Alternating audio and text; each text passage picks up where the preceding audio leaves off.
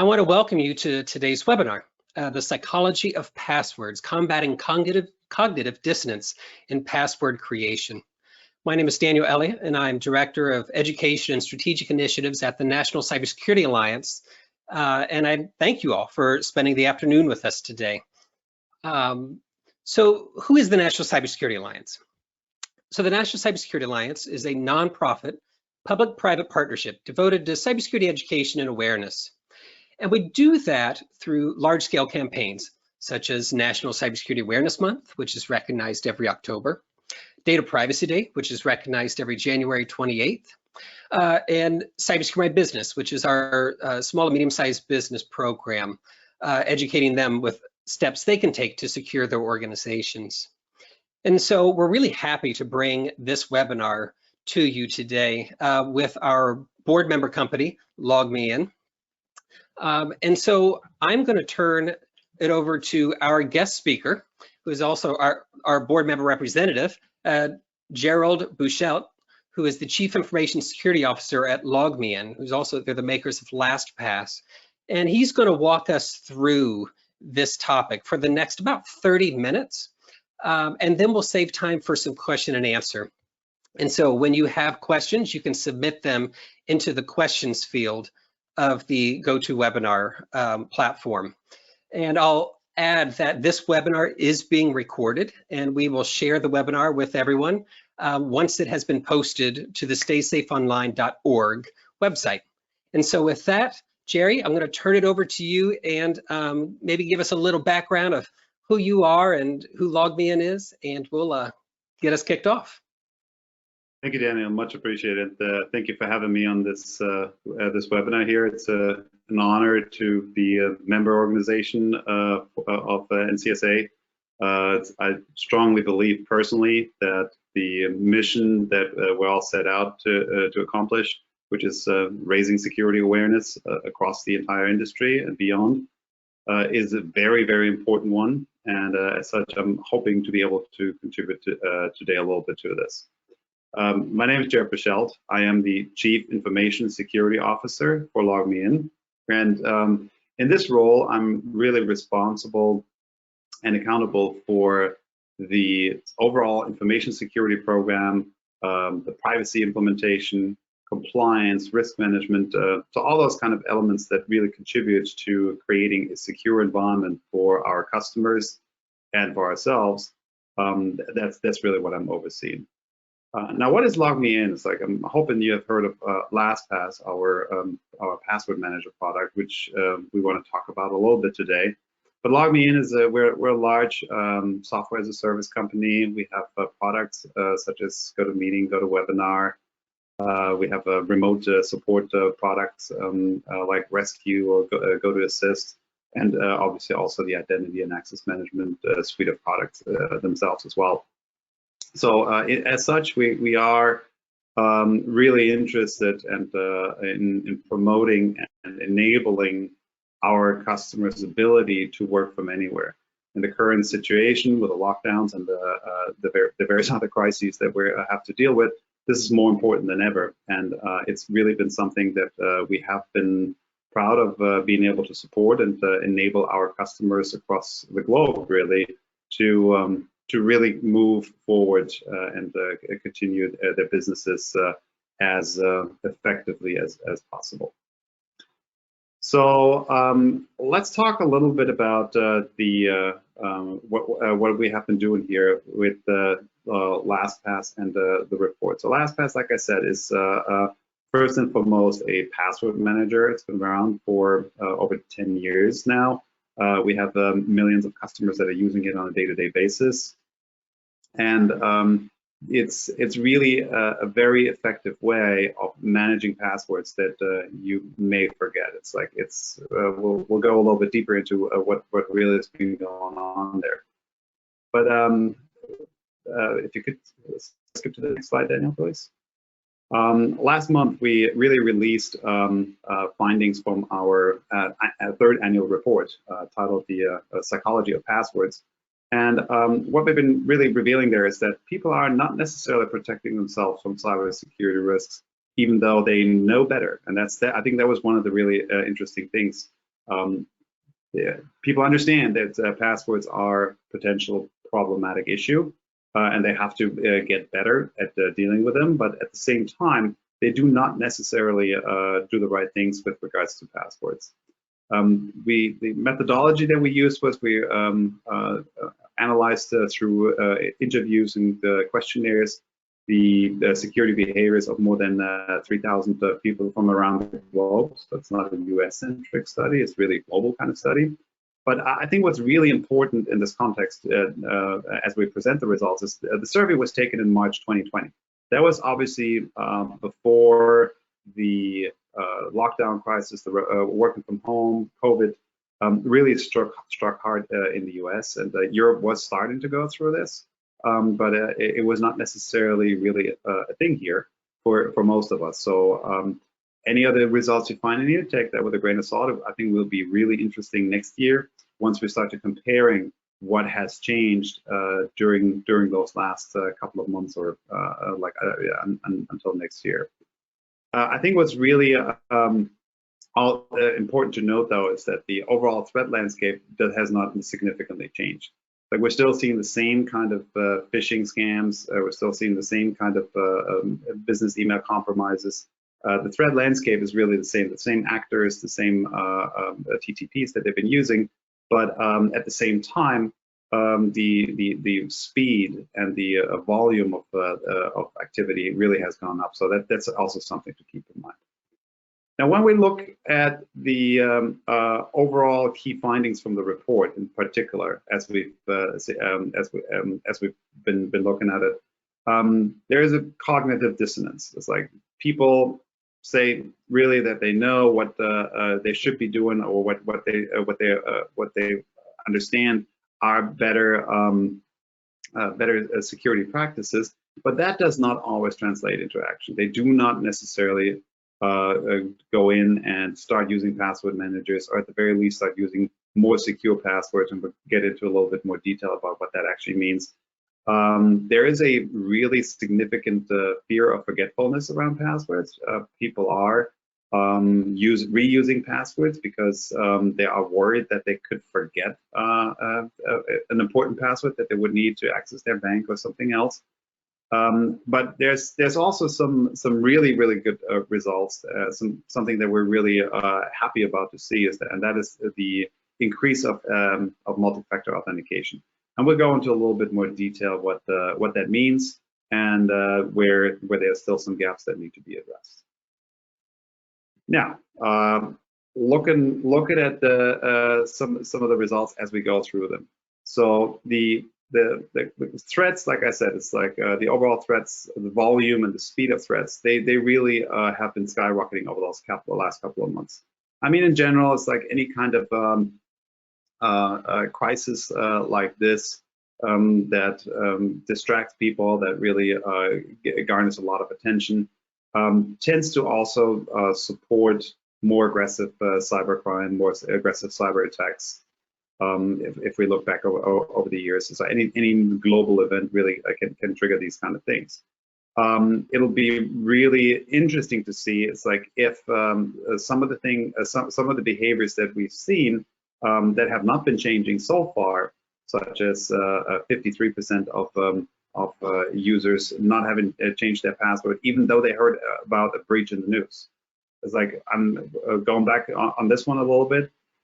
I would never recommend changing a really good password that you have for a particular service unless you know that or have to suspect that there has been a breach for that particular service that you're worried about. So it's like changing passwords by themselves does not necessarily make us stronger. It can actually make us weaker, because again, it's like we may be forgetting these passwords. There may be other issues coming in. But if you hear that one of your favorite social networks or some of the banking sites that you may be using have been breached or subject to an attack over the last couple of months, you really want to change your password. And 53% of people are saying that they're not doing this.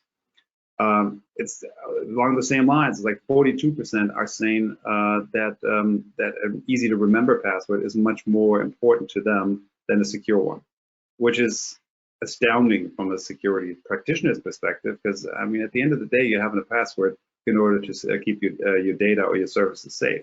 So if you're going in and just like have something that is easy to remember instead of being secure, that's not necessarily something that really meets the requirements. And that is something that we've been somewhat surprised by over the years, that these kind of changes, even though there's an increased awareness about what's going on, are not changing.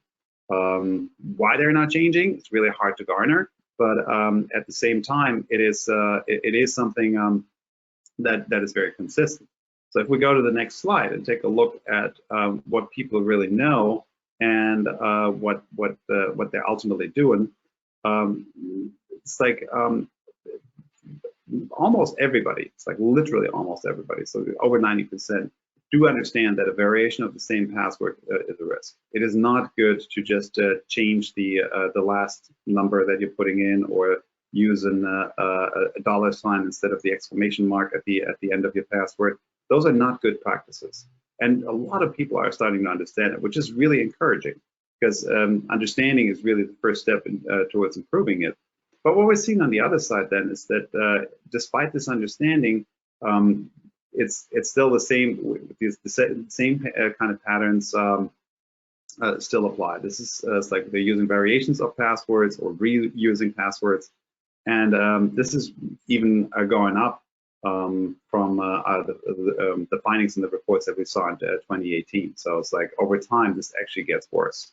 So 2/3 of people are still in this kind of position.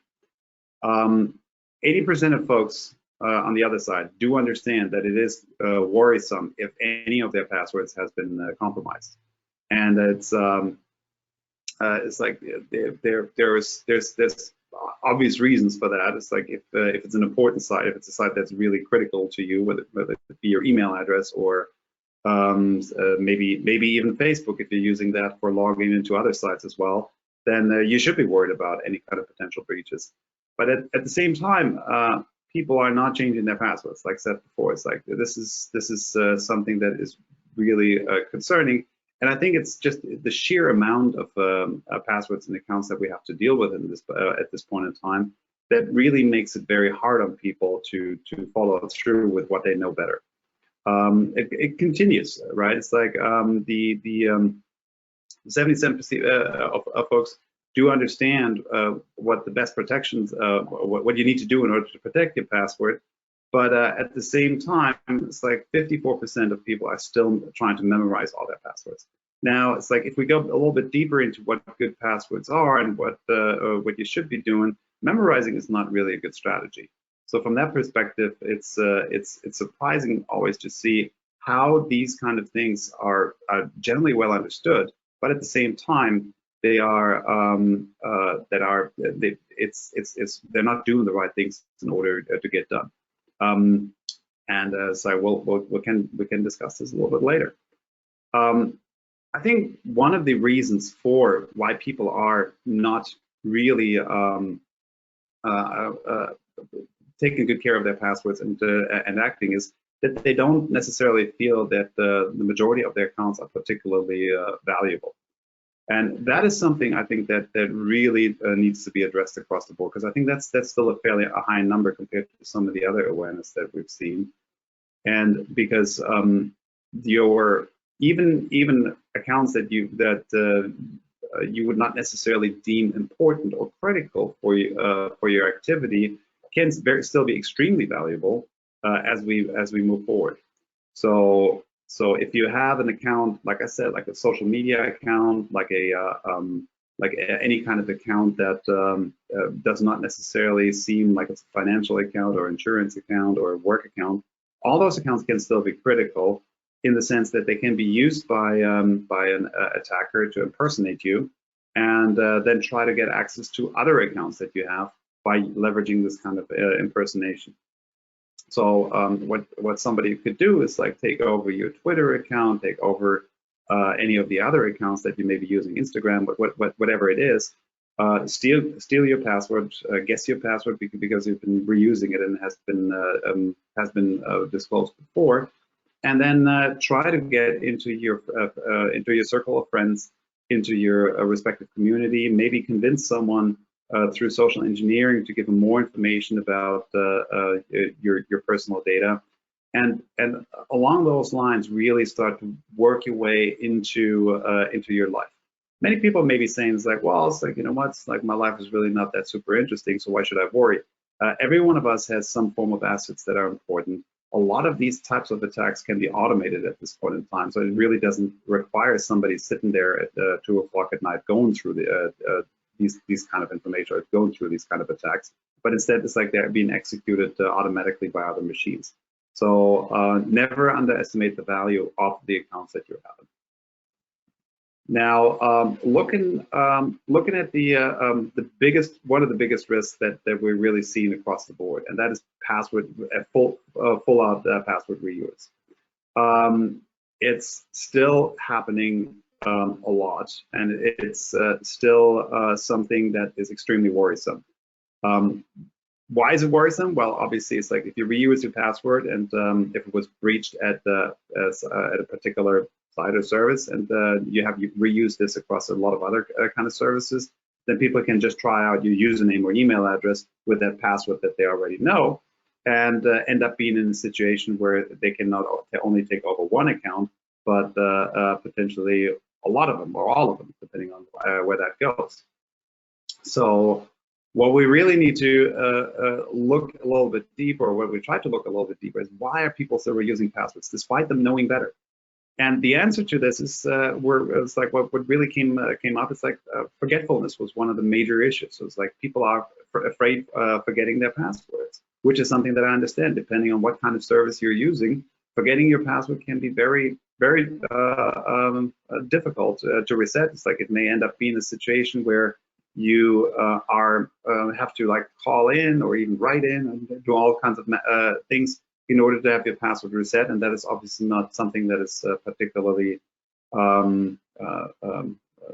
enjoyable. So from that perspective, it is a valid concern. Another one that I thought was really interesting was that people want to be in control and know all their passwords. It's like just going in and saying like, hey, it's like I really need to know what my passwords are. And I think that is just something that you have to really over time do some personal change management.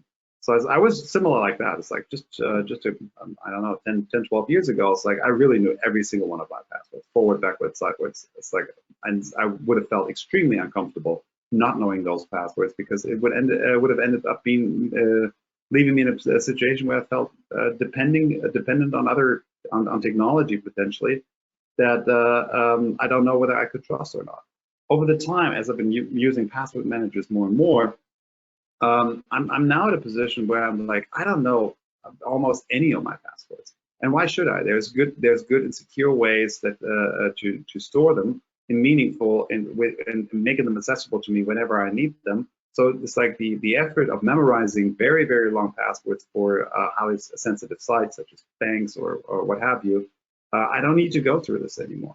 So I think it's like just really that realization and that kind of personal change management that come into play in order to go forward. I think that's important. Now, if you look at this, it's like this need for control, like I said, is super understandable. It's like I've been there before, but it is misguided, because if you're looking at the next slide, remembering password really is not working. It's like this is not something people are good at. Machines are really good at remembering passwords, but humans tend to not be so very good at this. Over 25% of the respondents that we talked to reset their passwords at least once a month, or sometimes more often, because they forget them. And if you think about it, it's like we have literally, all of us, we have literally dozens, or in many cases even hundreds of accounts. So it's like if you want to keep those passwords reasonably unique and not just use variations, there's no way you can remember them unless they're extremely weak. So remembering is really not working from that. And what else was interesting in this kind of context was that about 22% of our respondents said that they could guess the password from their respective significant other. which again, this is not really ideal, because at the end of the day, it's like that just means that somebody who knows you extremely well, or your significant other extremely well, is also able of guessing that password. So like I'm always saying, it's like if your password gets compromised, if you have to rename your dog, that's not a good idea. It's like you really want to go in and make sure that that you have a better approach to dealing with this. And the next slide talks about the kind of accounts that people are protecting and how their strategies are shifting. And what I would say is like what's really encouraging is that at least almost three-quarters of the respondents, 69%, do create stronger passwords for those accounts they find extremely valuable, such as financial accounts, email accounts, and those kind of accounts that can potentially get you into serious trouble. That's good. That's definitely something that that we want to encourage. But like I said before, it's like even if you are doing a decent amount of protection around passwords that are for those kind of more sensitive accounts, if somebody is trying to get after you, if somebody is trying to automate attacks against you, then you end up being in a situation where a weak account, something that looks like you, can be leveraged by a smart social engineer to break into some of your stronger accounts. It's like just going back to the bank, say like, hey, I'm sorry, I forgot my email password. I really can't reset this, but it's like I can send you something from Twitter or so. It's like to show that I am. Those kind of things definitely have happened in the past, and they will continue to happen because we all make mistakes from that perspective. Again, it's like one of the things that was around those kind of stronger accounts that was really encouraging to see was that the use of multi-factor authentication has really been going up quite a lot. It's like especially around financial accounts, but also increasingly for email accounts, and that is important. Now, multi-factor authentication is not something that solves all your problems overnight, and you never need to deal with anything. Because at the end of the day, you're still bound to a device, you're still bound to a telephone number, depending on what kind of multi-factor authentication mechanism you use. So it is really a secondary, an additional factor to keep you safe. But it's like by having two of those kind of factors, either like the device or the number generator on your phone, or the SMS text message that you're getting, you really end up being in the position to protect yourself a lot better, and also see if something happens to your password security. So for example, it's like if you are protecting your bank account by receiving a PIN every time through your device, or through your text messages, if you suddenly start to getting a lot of those kind of authentication requests, you know somebody broke into your or is trying to break into your bank account, and that gives you the opportunity to also react and do things right. And it's like we're looking more broadly at the multi-factor authentication token on the next slide. People are adopting them. It's like what was really amazing to see, and what I find to be extremely encouraging, is that in general, folks have started to understand how important multi-factor authentication can be for them, and how much more protection it ultimately provides. So adoption of MFA has been skyrocketing on personal accounts. Now going over to the work accounts, that's still something different. It's like, it's amazing to me that there's still plenty of companies and businesses out there that have not adopted multi-factor authentication strategies.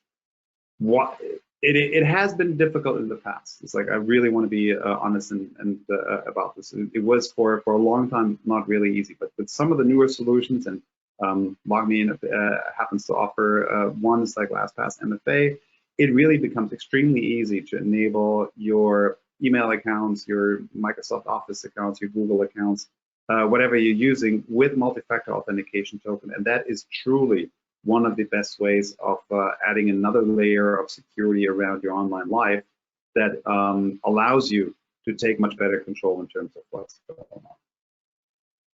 Now, I've been always saying it's like we want to encourage people to use strong passwords. It's like what are strong passwords? And it's like I'm sure people have been aware that it's like for the longest time, the security community led by the National Institutes of Standards and Technology, NIST, has been recommending 8-character passwords, and it's like upper and lowercase and whatnot. It's like all of those kind of things are important. They used to work extremely well, but what has really been shifting over those last 3-4 years is the realization that the types of characters that you're using are not really that critical. What is really most important in terms of the kind of passwords that you're generating is the length. That is ultimately is the key. It's like if you want to try to hack passwords, if you're able of stealing the encrypted password, the hash password, should be saying more accurately, from a website, and that's usually how this happens. It takes literally minutes to calculate all 8-character passwords. I mean, that with modern machines, it's really not particularly hard to really go through the entire set of 8-character passwords, no matter whether they're upper and lowercase and digits and whatnot. It takes hours to go through 9-character passwords, but already starting to take days if you go to 10, 11, and 12 characters. Once you start to hit the length that is longer than that, we're talking about months and years and sometimes centuries in order really to calculate all those kind of passwords. And I think that really is something that we should all remember. The longer the password, the better it is. It's like ideally, it's like you have 20 characters or more. If you really want to be advanced, have it randomly generated, so it's like a really computer generated one. Throw in all the letters and whatnot to increase the space.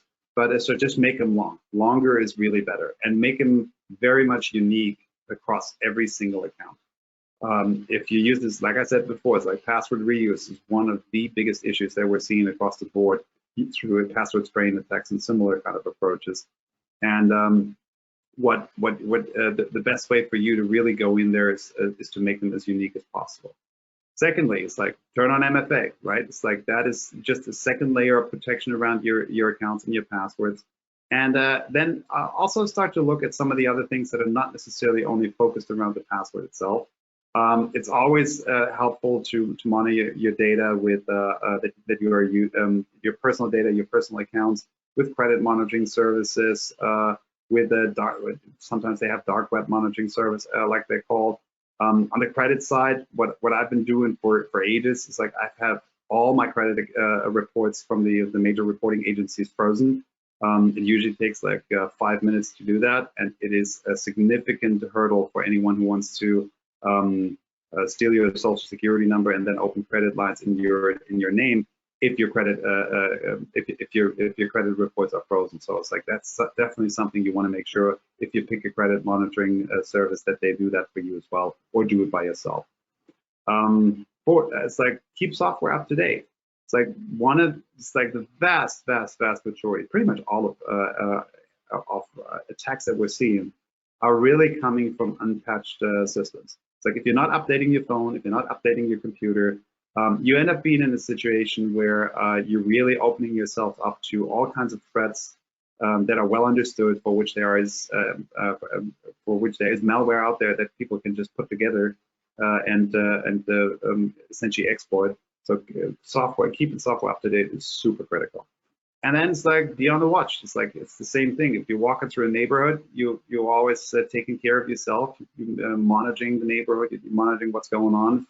If strangers start talking to you or similar, it's like you be reserved and careful. Do the same thing online. It's no difference. Like just watch out for phishing attacks, social engineering attacks.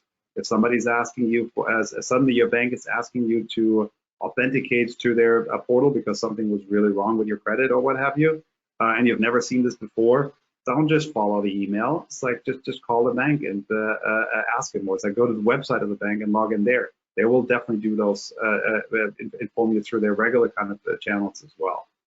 These kind of things are really how a lot of bad things have been happening in the past. And it's like, it's just be careful. And so whenever it looks kind of weird, just don't follow it. So I would love to talk for hours on this, but it's like, I think Daniel's like, do we want to go into the question and answer session? Yes. All right. Thank you so much, Jerry, for all that amazing information. That's really great. And for issuing that report. And I will let people know that the report and an associated infographic is in the handout section of GoToWebinar. So you can access those readily. And we'll also make sure you have those when we send out the link for the recording. Now, Jerry, as people start to submit their questions, I'll kick us off. And I think, you know, we mentioned psychology in the title of this webinar. So what's the importance of understanding the psychology of human behavior in this industry? What can we learn and how can we apply learnings from psychology as a discipline into the space of cybersecurity? Super interesting question. Actually, something that I'm usually extremely excited to talk about. If you think about what we're concerning ourselves with in security, in technology in general, but it's like in security in particular, it's really people, process, and technology. I mean, those are the three major areas that we have to keep an eye on in order to make sure that we're truly secure. Without this, we cannot really build a defense in depth.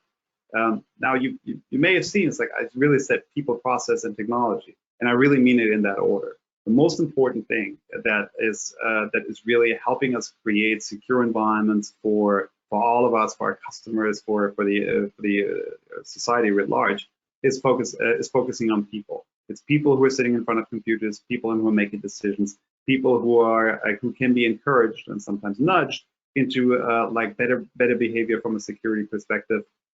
Or people that are falling for phishing scams and social engineering attacks. So really empowering everyone to be able to respond to security challenges as they go through their daily work life or their personal lives. I think that is really the most important thing that we as security professionals can do. Because at the end of the day, it really comes down to everyone making those kind of right choices as we move along. And it's something that is cannot be underestimated. There's this sad little saying like people are always the weakest link in any kind of security environment. It's like I'd like to challenge that. I don't think people are the weakest link. I think uneducated or unaware folks, they are really posing a threat to themselves and potentially also to others. It's like if we can really use security awareness programs, for example, through NCSA, in the right way to raise the awareness around what's going on, then we can help people change their processes, because that's really the second step. Like making sure that people overcome their inherent desire not to change. We all don't like to change. Change is not always good, right? It's like change it's new, it's unknown. It's like I really like going down the paths that I know. It's like those are definitely learnings from psychology. It's like to really understand why people behave in certain ways, and then leverage psychological learnings that we can get from psychology in order to be able to nudge them in the right direction. Ultimately, it's like technology can then help and assist those kind of processes. So, for example, in the case of the passwords, it's like we can use something like a password manager to really generate on behalf of people long and complicated passwords, store them, and make sure that they stay secure. And then as such make it easier. So technology can definitely be an enabler or a force multiplier, or whatever you want to call this, but we really have to always start with people, because without everybody helping and understanding why we're doing this, we will never be successful. That's great. Educated and empowered employees are your strongest asset. Absolutely. I love that. So we had a few questions come in that are actually related, and I love the topic, and it's on organizations still using forced password resets as a policy. And so one, why are we still seeing organizations do this? I think Microsoft called it antiquated and I forget the other term, but you know, why are we still seeing this? And what is the impact to the end users when we have these forced resets? Yeah, I agree. It's like I'm not happy with any kind of password resets that we're seeing today, and I think there's a number of different reasons why this is still going on. One of them is fairly banal, and it's like 90-day password expirations are still on a lot of checklists for a lot of compliance standards, whether they be mandatory or voluntary. And it's like as long as these kind of controls are still not updated, and they haven't been updated consistently, although I think the compliance community is definitely making huge strides in the right direction there as we speak. But as long as those kind of checklists are still out there, and people who do not necessarily have the right amount of technical background to fully assess when we are in a good password environment or not, you will still continue to see this. It's like this can be sometimes lack of knowledge. This can be just like sticking to the numbers. So I think that's one of the reasons. The other reasons that why we still have password resets is a little bit more complicated. In many places that I've seen or that we talk to, there's still password policies in place that are not necessarily promoting good, strong password. Like I said, super long, but yeah, super long, period, end of story. I would definitely make the case that if your password password policy allows for 10-character passwords or less, you need to figure out other ways in terms of like making sure that if somebody happens to obtain your password hash file, it's like with the password I stored in hashed or encrypted form, it's like that you don't give them an infinite number of like an unlimited amount of time in order to crack them. Like I said, it's like 10-character passwords. It's like we're talking about days and weeks.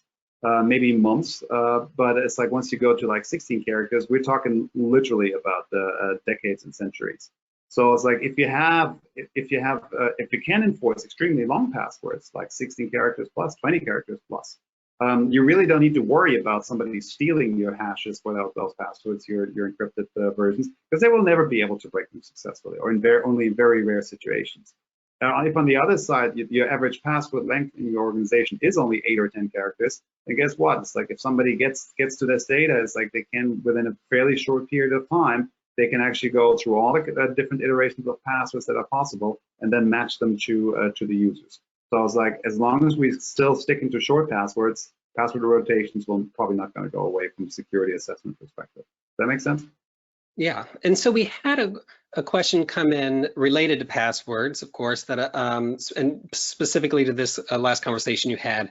And the situation that they painted is, all right, what if I have a passphrase, so a password in the form of a sentence, and it's long, but I manipulate some of the characters or change some of the variables of it so that it's for different accounts, but I maybe use the same long passphrase for the same accounts, but just change a few variables. What's your perspective on that? Is that safe? Is it not safe? It's having a very long password, having a long passphrase is definitely a very good start. And obviously seeing those passwords change, seeing some changes across different accounts is definitely also better than not doing this.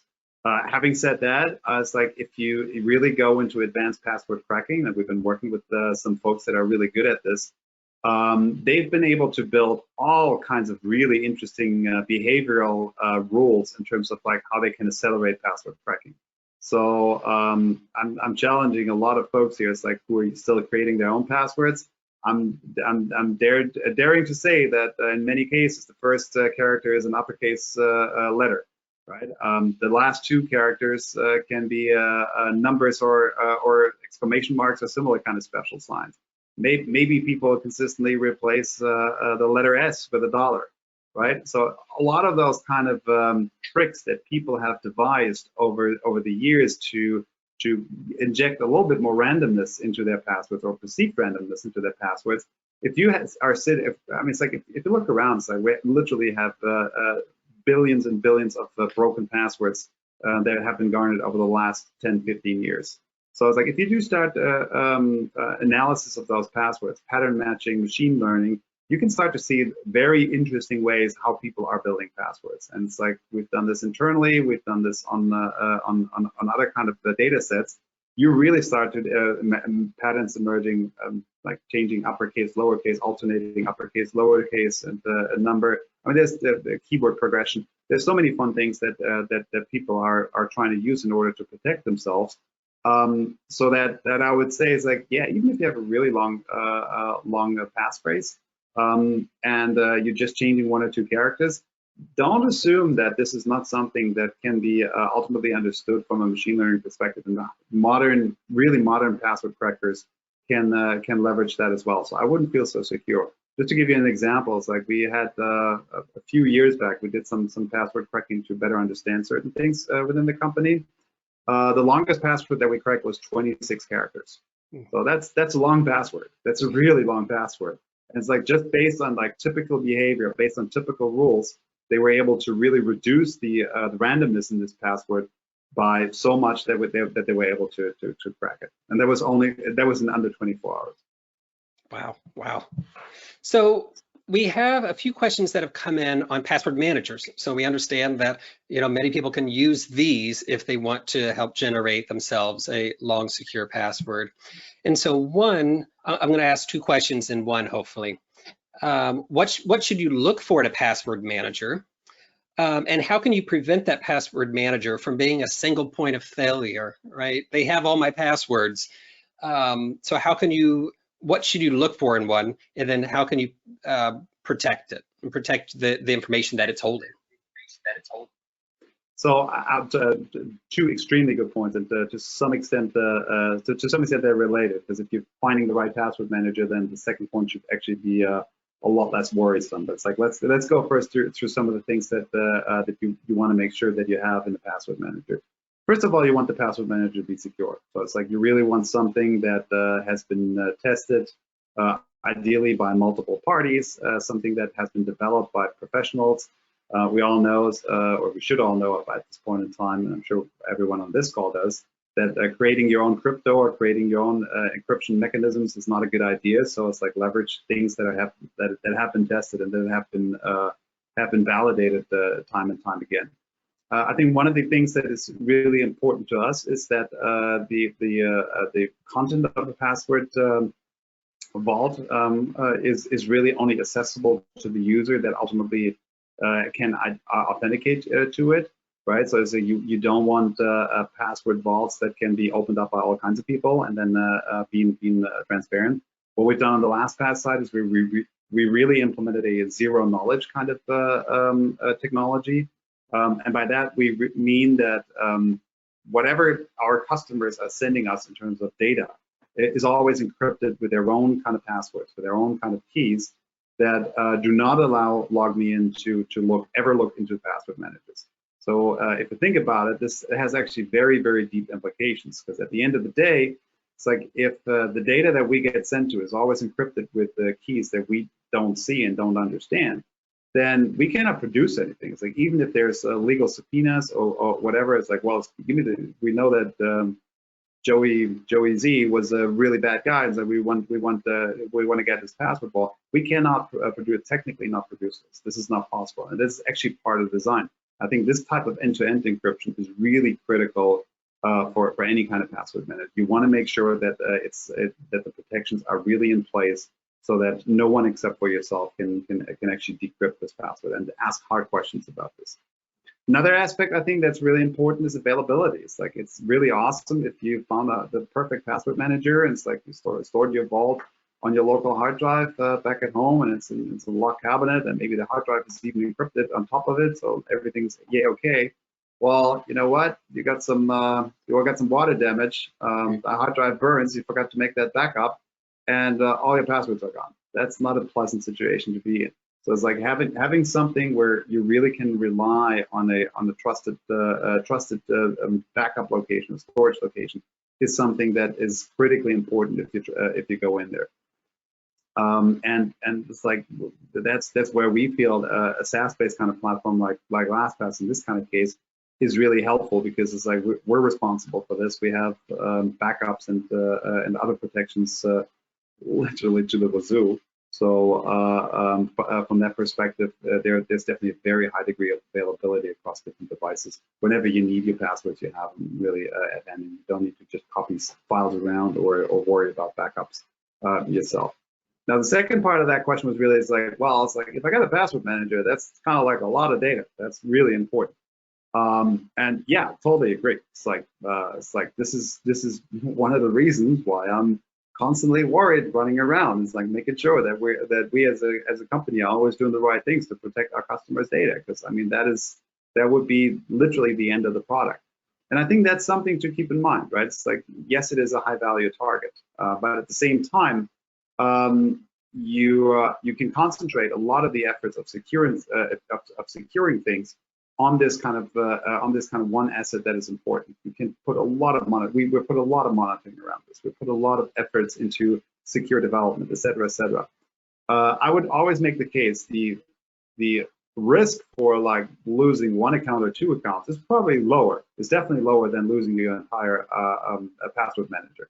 But at the same time, if you look at the entirety of your accounts, like all the banks, all the banking accounts, all the insurance accounts, all the healthcare accounts, all the other kind of accounts that are important to you, maybe the IRS, the Social Security Administration accounts, all those government-related accounts that can really get you into trouble if you lose access to them. If you put all those accounts in there, and you're reusing the same password, or maybe like a iteration of like a couple of passwords that are somehow similar. Guess what? It's like your risk is on the aggregate, not for every single account, but on the aggregate altogether, it's probably a lot higher than the risk of getting breached, getting your password manager breached. It's sometimes a little bit counterintuitive, but at the same time, it's like if you're really starting to think this through, this is really where you end up being. So the aggregate risk across your entire set of services is much higher if you don't use a password manager, in my mind. That's great, thank you. And so one question we had relates to biometrics, right? Whether it's your facial scan or your fingerprint or whatever it is, are biometrics a useful substitute for a password?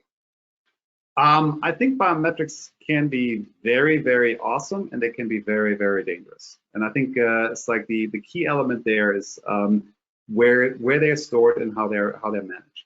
It's like if you use biometrics to authenticate to a device, and you know for sure that the biometric data that you use for authentication stays with you, stays local, and is not shared in a centralized kind of database, it can be a very easy and convenient way in terms of authenticating, because you can use that fingerprint or your face scan or whatever you want to have there, iris scan, whatever it is, to unlock like an underlying cryptographic key, and that can be very strong, and that can definitely help you authenticate.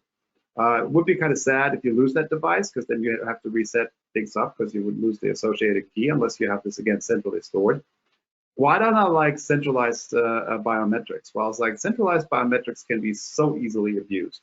I mean, to me, it's like they're some of the worst privacy nightmares that you can possibly imagine. Because even if like a centralized password database gets stolen, you can reset your passwords. You can even reset your credit card if they're in a centralized database and get stolen. In some cases, depending on what it is, even your social security number. But it's like you cannot reset your face, at least not without a lot of pain. It'd be quite expensive. It's not a pleasant experience, right? So I would say that it's like, yes, biometrics can definitely make a lot of sense, but be very careful and cognizant how these biometrics are actually being employed in the overall system. Are they really just to authenticate to your local device that unlocks additional keys or additional password service accounts, what have you, in order to be able to then ultimately authenticate to the other side? Or is this something where you have to submit your biometric information to a centralized provider? And that would be something I would always shy away from. So here's a question that we get quite a lot, and it's, why not just write my passwords down? And sometimes we get it, particularly with senior citizens, right, where it might not be realistic for them to use a password manager. It's hard enough for my father just to turn on the computer, let alone use additional technology. So can you talk a little bit about the concept of writing a password down? Yeah, sure. So I mean, it's like if you actually go to Amazon, you can buy password managers there. They're small little booklets, and it's like it says password manager on the top. And honestly, from a confidentiality perspective and probably even from an integrity perspective, they're not bad. They're actually quite good. It's like, because if you write something down, it's like it's not online, it cannot be stolen remotely. It's like it's like you'd really have to break into somebody's house, potentially into somebody's safe, in order to be able to get to the respective accounts and passwords. And yeah, it's like it's actually not a bad idea. Availability is a huge issue. It's like, I mean, that is really coming back, and that's where password managers that you run on your own laptop only, or only in your own basement, where they're very similar. It's like if you really only have one or maybe two or three copies of those of the kind of encrypted files, or your physical password manager, losing them can happen very quickly, and then you're in like I said, it's like in a very unpleasant situation of having to reset potentially hundreds of passwords without having access to your to the password manager that you relied on. So I would say that it's like, yeah, confidentiality, integrity is like, depending on what your capability to physically protect it, can actually be pretty good. Availability is always going to be that. So there's no question about that. So it's like you really have to take this into consideration as you move forward, and then plan this. For me personally, for example, it's like for my personal password management account, what I'm doing, it's like I have a long passphrase in order to get in there, master password to get in there. That is definitely on a small sticky in the secure location. It's locked. It's like I never use it because who cares? But it's like if something were to happen to me, family can get to it. It's like if I were to forget this for what reason ever, I can't get back to it. So it's like having some backups like that. It's like does make sense. I would never discount. It's like writing down a password as long as it's in a secure location and you know how to deal with the potential availability issues. Having the sticky under the keyboard because you don't want to put it on the monitor, right? That's probably not a good idea. So that's where I would stand. We did have one question that came in. It was, how often do you find people using virtual sticky notes for passwords, for password storage, I presume? What's the virtual sticky note? It's like, I think that's an interesting thing. So people storing stuff in, say, in like a text file or like a note or whatever, or perhaps on wikis if they're engineers. Yeah, we find that all the time. It's like it's still happening. Yeah. It's something that when we find this from a work perspective, we try to eradicate as fast as we can, because you can imagine if somebody puts an important password on a company internal, even if it's company internal wiki page, and just says like, yeah, it's like if you need to log into X, Y, and Z, just use this username and password. That's not a good way of running things. So it's like we have programs in place to actually actively hunt for this and make sure that it doesn't happen. But again, it's like coming back to a little bit what I was saying before. It's like if you're doing this for yourself, you know where it is, and you can keep the environment reasonably secure, you may be okay. I would probably not want this again from a availability perspective, because if you have a sticky note on, say, a list laptop here, and it's like, and I lose it, or it falls, just stops working. Did I really back this up? Where did I back this up to? It's like, is this still the latest version, or is this an older version? So it's probably better to go with something that is centrally managed but still encrypted there. Okay, and we're getting near the end of the webinar, so we have a few more questions. You all have had great questions. And I wish we could get to every single one of them, but we're outnumbered. So this next question I think is really important, and it is, how can you convince your leadership that passwords are a serious risk and that we should adopt password managers? And is there like a statistic that we should be putting in front of the C-suite to convince them? Yeah, it's like, if you look at, it's like one of the gold standards for assessing threats and risk across your environment, across your company, really. It's like people look at the Verizon Data Breach Investigation Report, the DBIR report, that just recently came out in the 2020 edition. And we see that still today, about 80% of breaches are a result or directly related to weak passwords, reused passwords, bad passwords, what have you. So from that perspective, it's like just looking at the statistics in terms of like what's happening in the industry. This is Verizon doing this for literally many years, decades. It's like these are based on a lot of incidents that they have seen in the wild. It's real. It's like, I mean, it's like if you think about 80% of breaches could potentially be prevented by people not using weak passwords. I think it should be clear to everyone, right? So, like we said in the Psychology of Password report, 91% of people know that that what strong passwords are and what they should be doing, but they're still reusing the same weak password.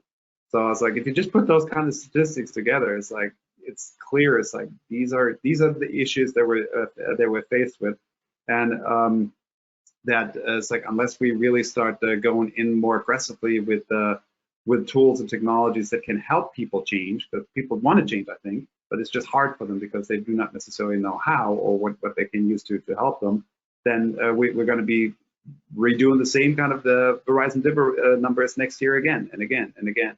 So I think that is where password managers can be easily, or should be relatively easy to justify.